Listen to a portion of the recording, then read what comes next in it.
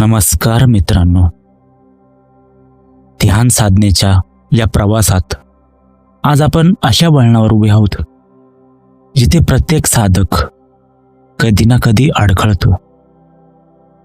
ध्यानाची सुरुवात आपण उत्साहाने करतो, ध्यानाचे महत्त्व समजून घेतो, रोज ध्यान देखील करतो.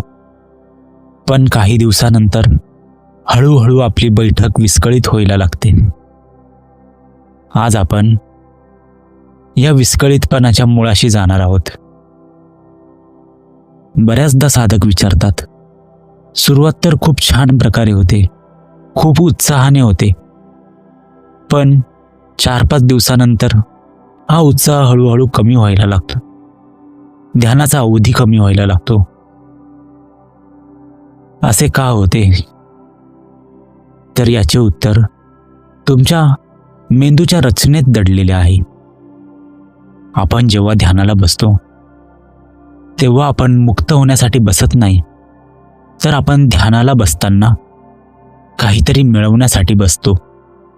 शांतता हवी असते आपल्याला, आनंद हवा असतो, किंवा काही लोकांना एखादा चमत्कार अनुभवायचा असतो.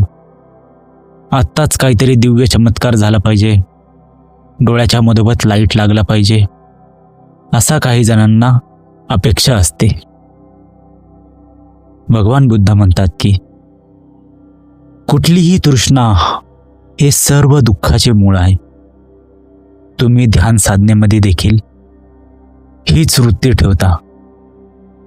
तुम्ही काहीतरी मिळावे, शांतता, आनंद, चमत्कार याची तृष्णा ठेवतात.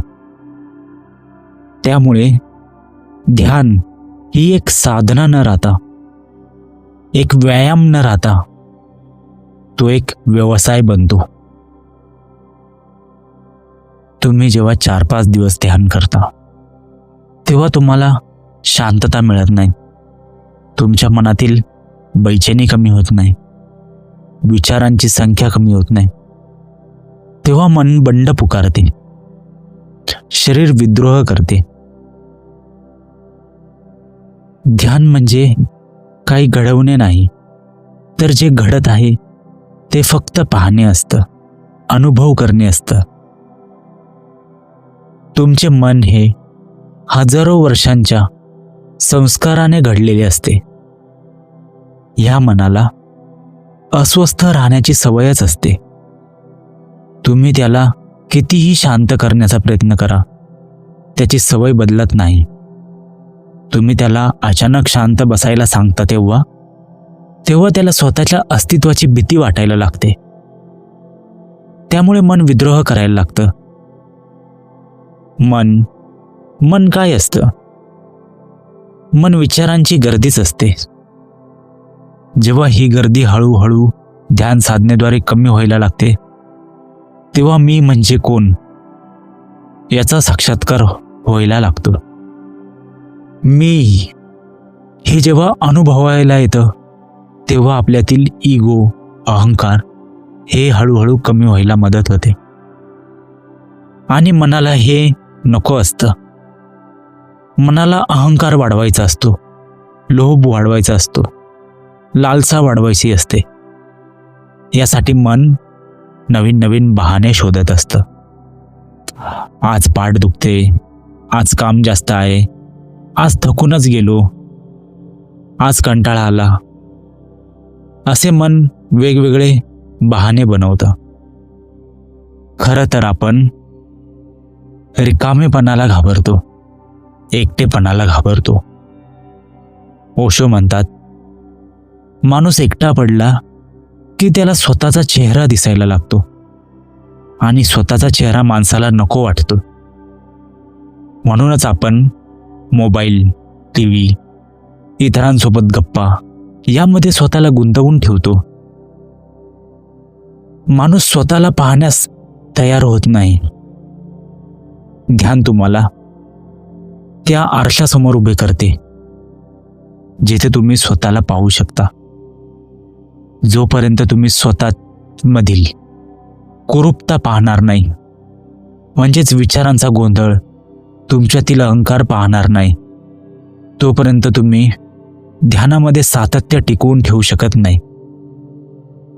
जेव्हा आपण म्हणतो की माझे मन ध्यानात लागत नाही, तेव्हा ते कारण केवळ मानसिक नसते, तर त्या कारणाचे 3 स्तर असतात. पहिले म्हणजे भौतिक स्तर. तुमचे शरीर हे एक मंदिरच आहे.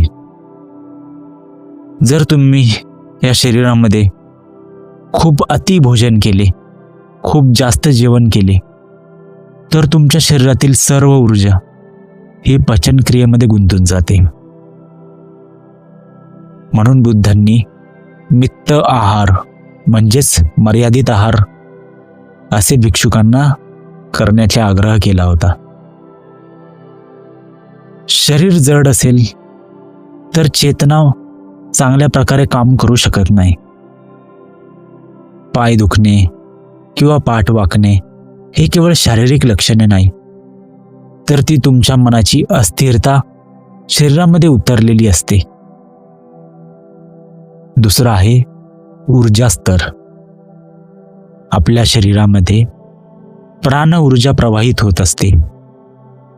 दिवसभर आपण राग, द्वेष, मत्सर, लोभ, अहंकार यांसारख्या विचारांमध्ये शरीरातील ऊर्जा वाया घालवतो. आणि जेव्हा दिवसभर तुम्ही कामावरून थकून येता घरी, तेव्हा तुमच्यातील सर्व ऊर्जा संपलेली असते. आणि अशा वेळी, अशा अवस्थेत जेव्हा तुम्ही ध्यानाला बसता, तेव्हा तुमच्याकडे ध्यान करण्यासाठी पुरेशी ऊर्जाच उपलब्ध नसते. तिसरा स्तर म्हणजे मानसिक अडथळा. कामछंद म्हणजे इंद्रिय सुखाची ओढ. व्यापाद म्हणजे कोणाबद्दल तरी असलेला राग, द्वेष. थिनमिद्ध म्हणजे मानसिक आळस, ग्लानी. उद्धत कुच्छुक म्हणजे पश्चाताप किंवा अस्वस्थता. आणि विचिकिच्छा म्हणजे स्वतःवर किंवा ध्यान पद्धतीवर संशय घेणे. जेव्हा तुम्ही ध्यानाला बसता, तेव्हा हे 5 पहारेकरी तुमच्या मार्गात उभे राहतात आणि ते तुम्हाला ध्यान साधनेचा दरवाजा उघडू देत नाही. परंतु तुम्ही त्यांच्याशी लढू नका. जर तुम्ही त्यांच्याशी लढलात तर त्यांना तुम्ही अधिक ऊर्जा देतात, त्यांना अधिक बलवान करतात. अशा वेळी त्यांना फक्त ओळखायचे. ध्यान करताना राग आला आहे, विचार आला आहे, काहीतरी मनात खटपट झाली आहे, फक्त पाहायचे, फक्त विटनेसिंग करायचे. असे केल्याने त्याची शक्ती हळूहळू कमी होते आणि आपण ध्यानामध्ये प्रगती करण्यास सुरुवात करतो. आपल्या मेंदूमध्ये काही हार्मोन्स असतात. जेव्हा आपण सतत चिडचिड करतो, तेव्हा मेंदूतील ते हार्मोन्स वाढत जातात. आता पहिल्यांदा जेव्हा आपण ध्यानाला बसतो, तेव्हा आपण असे समजा की घनदाट जंगलामध्ये आपण स्वतःची नवीन वाट निर्माण करत आहे. आता नवीन वाट निर्माण करताना सुरुवातीला तुम्हाला काटे टोचणार, रस्त्यावर खूप सारे कचरा असणार, विंचू, किडे असणार. आता हे सर्व बाजूला सारत तुम्हाला नवीन वाट निर्माण करायची आहे, तर तुम्हाला सुरुवातीला खूप त्रास होणारच. परंतु जर तुम्ही रोजच त्या जागी चाललात, रोज त्याच वेळी त्याच जागेहून रोज चालत राहिलात, तर ती पायवाट हळूहळू पक्की व्हायला सुरुवात होईल. काही महिन्यांनी ती पायवाट एक पक्का रस्ता बनेल. तसंच मेंदूमध्ये घडेल. तुम्ही जर रोज ध्यान करत राहिले, तर मेंदूमध्ये देखील जे रागाचे हार्मोन्स आहे ते बाजूला सारून तुम्ही आनंदाचे, प्रेमाचे हार्मोन्स निर्माण करण्यास सुरुवात कराल. भगवान बुद्ध म्हणतात शांत बसा, तटस्थ व्हा. पण आजचा माणूस इतका तणावाखाली आहे की तो 1 मिनिट देखील शांत बसू शकत नाही. ध्यानाकडे तुम्ही एक काम म्हणून पाहू नका. ध्यान म्हणजे काहीही न करणे, नॉन डुईंग असे ओशो म्हणतात. ध्यान म्हणजे स्वतःच्या अस्तित्वाचा उत्सव साजरा करणे. जर तुम्ही ध्यानाला बसताना चेहऱ्यावर हास्य ठेवून बसलात, आनंदी भावनेने बसलात, तर तुमच्या मेंदूला संदेश जातो की काहीतरी आनंददायी काम तुम्ही करत आहात आणि मेंदू ध्यानासाठी सक्रिय होतो. ध्यानात विचार येणे ही सामान्य गोष्ट आहे. ही काही समस्या नाही. खरी समस्या ही आहे की तुम्ही विचारांसोबत एकरूप होता, विचारांसोबत वाहवत जातात. ध्यानामध्ये विचारांसोबत वाहवत जायचं नसतं, विचारांना पकडून ठेवायचं नसतं, फक्त तटस्थपणे पाहायचं असतं. समजा तुम्ही रेल्वे स्टेशनच्या प्लॅटफॉर्मवर उभे आहात. आता तिथून खूप साऱ्या रेल्वे येत आहेत, जात आहे, येत आहे, जात आहे. तुम्ही प्रत्येक रेल्वेत बसता का? नाही. तुम्ही फक्त पाहण्याचे काम करताय. तसंच आपल्या मेंदूमध्ये खूप सारे विचार येतात. त्या विचारांना थांबवायचे नाही, त्यांना फक्त पाहायचे आणि जाऊ द्यायचे.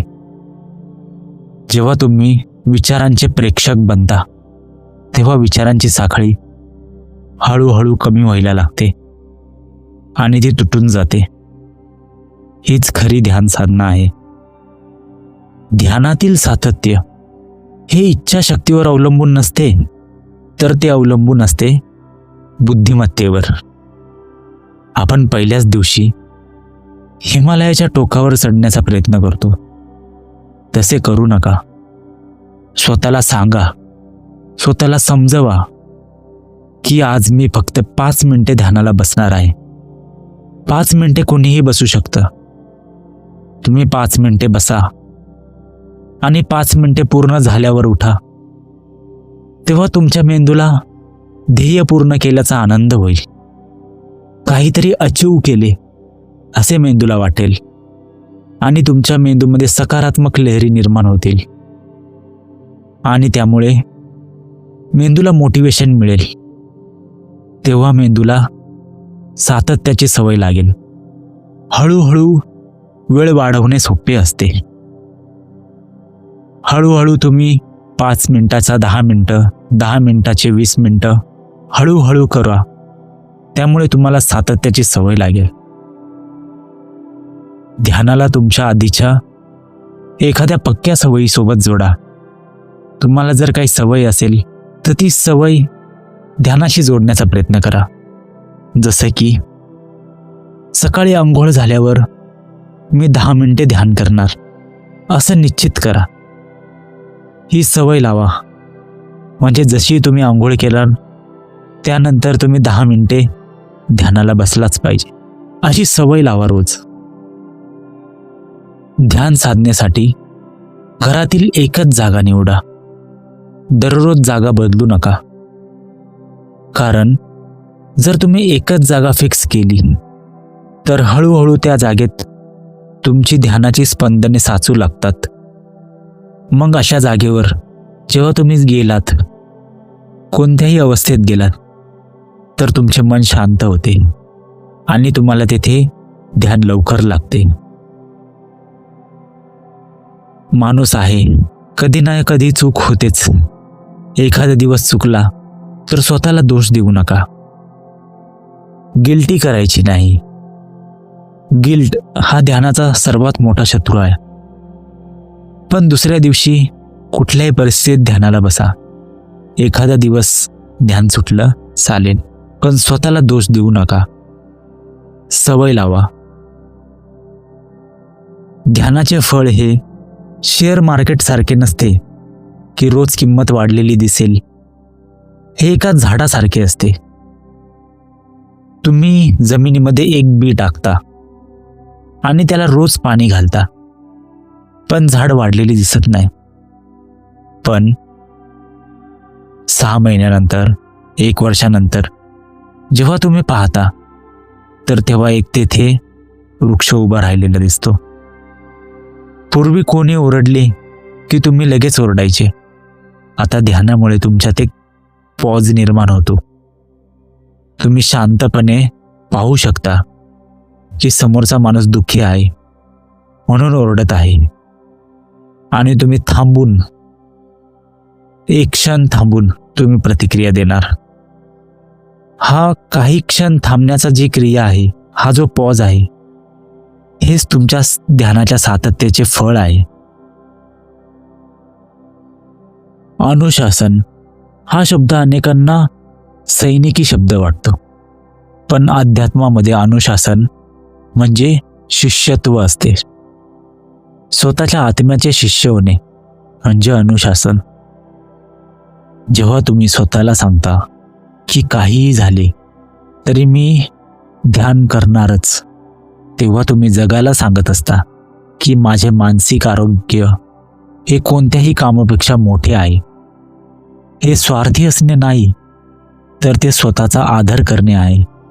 जो स्वतःचा आदर करू शकत नाही, तो इतरांना प्रेम कसे काय देऊ शकणार? भगवान बुद्ध जेव्हा मरणासन्न अवस्थेत होते, तेव्हा त्यांनी शेवटचा एक संदेश दिला, अपो दीप भव. म्हणजे स्वतःचा दिवा स्वतः व्हा. हा दिवा रोज तेलाने भरावा लागतो. हे तेल म्हणजेच तुमचे सातत्य आहे. ध्यानात सातत्य म्हणजे स्वतःशी केलेली एक मैत्री आहे. कधी तुमचे ध्यान खूपच चांगले लागेल, कधी खूप विचार येतील, कधी बैचेनी होईल, कधी खूप खोल ध्यान लागेल. सर्व दिवसांचे स्वागत करा. ज्या दिवशी खूप विचार येतात, त्या दिवशी विचलित मनाला पाहण्याचे ध्यान करा. फक्त पाहत राहा. जे विचार येत आहे ते फक्त पाहत राहा. आणि ज्या दिवशी ध्यान खोल लागेल, त्या दिवशी त्या अवस्थेमध्ये जास्तीत जास्त वेळ राहण्याचा प्रयत्न करा. लक्षात ठेवा, तुम्ही ध्यानाला बसत आहात ही खूप मोठी क्रांती आहे. या धावपळीच्या जगात जेथे प्रत्येक जण धावतोय, पळतोय, तेथे तुम्ही शांत बसण्याचे धाडस करत आहात. तुम्ही स्वतःच्या आत डोकवण्याचे धाडस करत आहात. हा तुमचा खूप मोठा विजय आहे. रोज रात्री झोपण्यापूर्वी फक्त 5 ते 10 मिनिटं डोळे मिटून स्वतःच्या श्वासाला स्पर्श करा. श्वासाकडे पाहता पाहता झोपी जाण्याचा प्रयत्न करा. सकाळी उठल्यावर तुम्हाला एक वेगळीच ताजगी जाणवेल, एक वेगळीच उत्साह जाणवेल, काहीतरी ऊर्जा शरीरात निर्माण होईल. आणि सकाळी उठल्यावर अंथरुणातच 5 मिनिटे बसून केवळ मी साक्षी आहे हा भाव मनात आणा आणि सर्वांप्रती मंगल, मैत्री, करुणेचा भाव मनात निर्माण करून सकाळी उठा. तुमचा दिवस खूप आनंदात जाईल, मैत्रीपूर्ण दिवस जाईल. तुमचा हा ध्यानाचा प्रवास सुखाचा, शांतीचा, प्रकाशाचा आणि मुक्तीचा हो. तुम्ही ध्यान करा आणि तटस्थ राहा. धन्यवाद.